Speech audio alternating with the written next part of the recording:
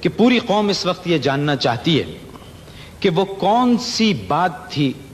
صدر پاکستان کی کہ جن کے کہنے سے آپ نے اپنا فیصلہ جس پر آپ بڑی سختی سے قائم تھے آپ نے تبدیل کیا اور آپ ٹیم میں واپس آ گئے. کوئی ایسی بات نہیں تھی, صرف انہوں نے یہ کہا کہ انسان کو اپنا ہی نہیں سوچنا چاہیے, اور جس طرح کہ میرے خیال میں تو جو میں نے ڈیسیجن لی تھی وہ بالکل ٹھیک تھی, کیونکہ میں نے ہمیشہ یہ سوچا تھا کہ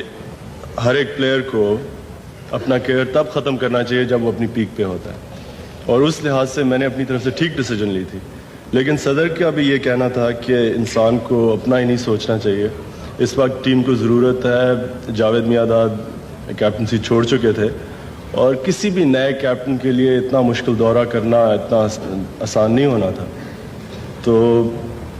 بس اس لیے انہوں نے یہی کہا کہ